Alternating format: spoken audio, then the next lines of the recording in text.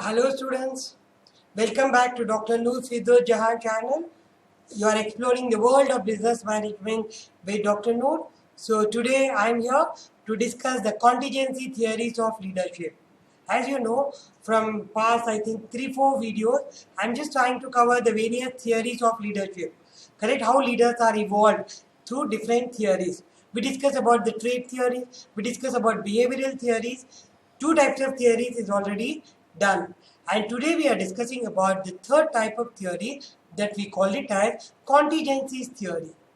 So what is this contingency theory, correct? And why these contingency theories are important and relevant today? So that is, and there are 4 theories under contingency which I'll be starting in this video. Maybe 2 theories of contingency I'll teach in this video, and next 2 I'll be teaching it in another video, because there are 4 contingency theories we have here. So before I start with contingency theory, let me remind you to subscribe to my channel and please share my videos. Watch complete video, then only you can understand the concept. Have patience and watch complete video. Trust me, it is worth watching the complete video. And please subscribe to my channel and keep liking my videos and watch all previous videos to have continuity in your learning. With that, let me start with contingency theory. Students, as you are aware of it, the first set of theory, that is trait theory of leadership, says that certain traits will make the successful leader. Behavior believes that their action makes them the successful leader. But both these theory ignore the very important concept, that is situation. Don't you think, students, all of us, our success depends upon the situation? Correct? The situation makes us react in a way which cannot be predicted. So you just can't ignore the situation factor here. Situation is very, very important in leadership element. Each leader is going to act based upon the situation. Maybe, however, the best leadership trait he has, however, the best leadership behavior he has, but situation is not going in his favor, nothing he can do properly. Even the best leaders will become failure. We have seen in the world so many, the best leaders are not able to fight with the World War II or World War I, and they became failure. So the situation component is very important.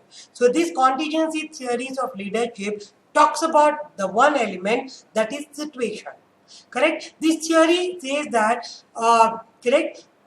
they hold the view that a leader can be successful or effective if he possesses some inborn qualities or he behaves in a particular manner. But later theory, correct, criticized by later theories who have said that success or effectiveness of a leader depends upon the various situational factors apart from quality and behavior. So moderate situation view is the leadership should be viewed in terms of dynamic interaction between leader and the group follower, the task situation and the environment. So some theories considered under this theory. So I hope you understood the meaning of contingency theory. Contingency theory gives importance to situation in which the leader is going to act. Because a leader is successful or failure depends not only on his personality attributes, that is trait, and not only his behavior but also the situation. And this theory, there are some 4 theories under contingency theory. The first one is Fiedler model. Second one is leader-member exchange model, commonly called as LME theory model. Then next you have Hersey Blanchard. Then next you have path goal theory. So contingency theory, 4 theories are there. One by one I'll start explaining now. I'll start with the Fiedler contingency model of leadership. So Fiedler is the name of a person who propounded this theory of leadership. He argued with the world saying that effectiveness of a leader will not just depend upon his personality but depend upon the situation in which he is operating. So situation is described by Fiedler in terms of 3 dimensions. Then people ask him what is situation. He says situations, I wanted to explain it through 3 dimensions. 3 dimensions of situation given by Fiedler is, the first one is leader and member relationship, leader and follower. what relationship they have. Is it cordial? Then situation is different. It is very fighting nature, then the relationship is different. So leader-member relationship, the extent to which the leader is accepted, respected and trusted by the member is situation number one. Then task structure, the extent to which the job of the members is well defined.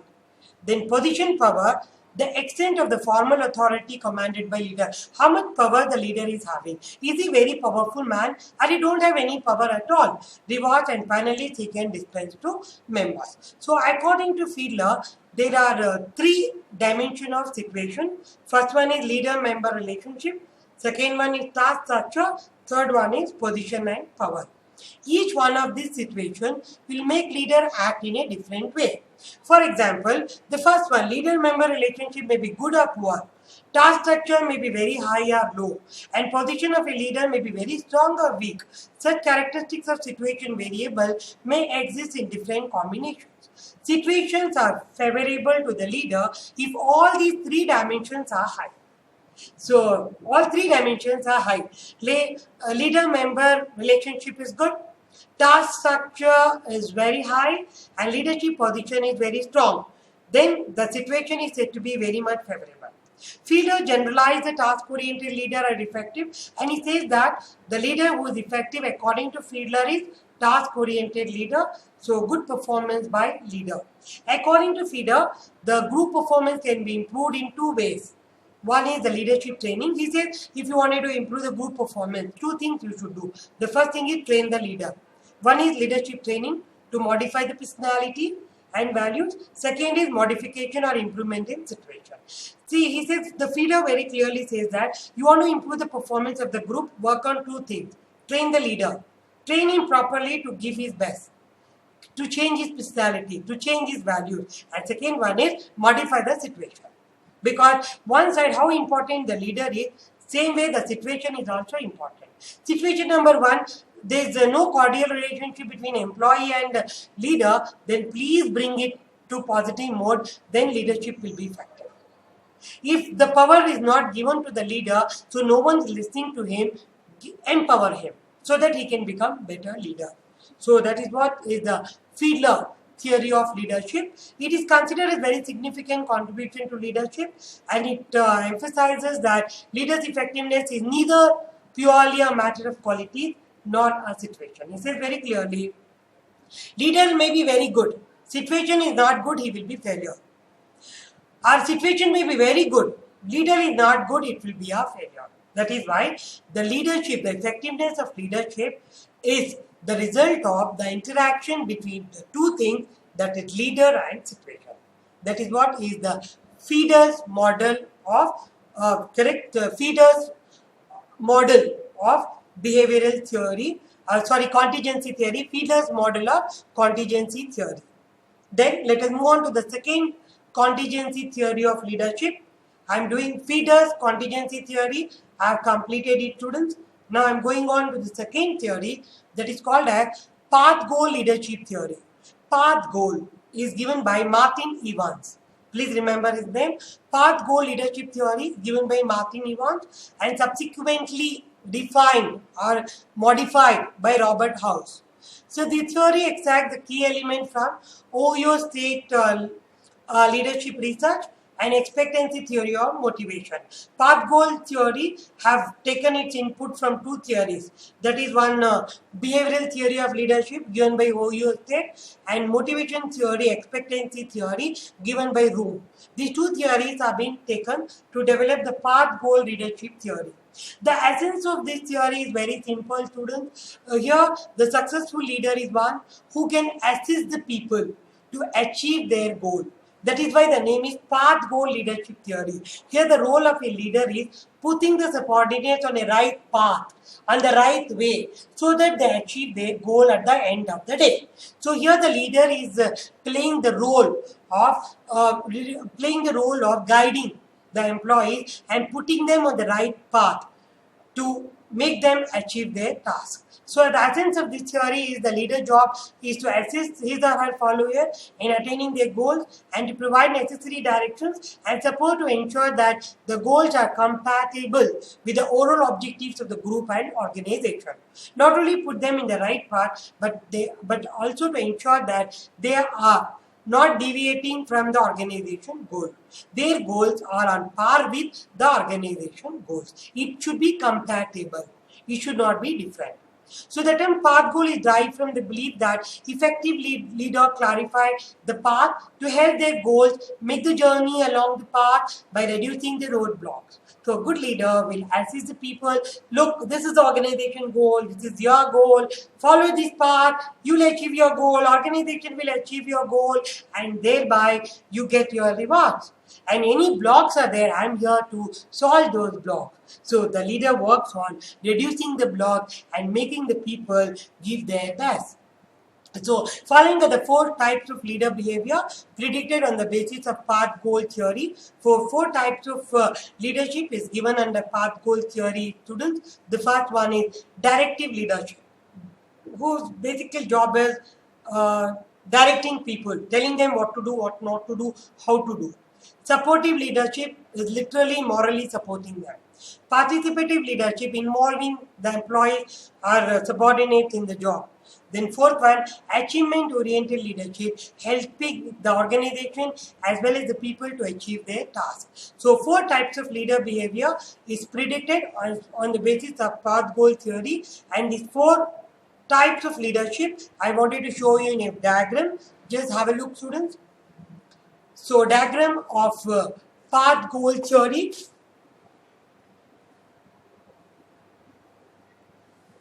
Yes.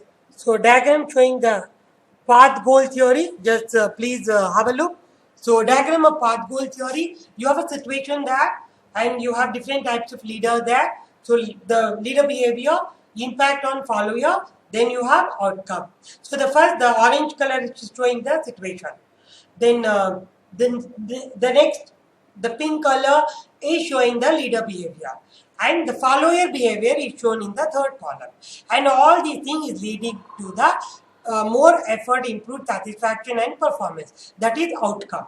So diagram of path goal theory goes like that. First is situation, second is leader behavior, then that impact on follower and outcome. So situation is follower lacks self-confidence. I have a follower, he is not having self-confidence. So as a leader, what I should do?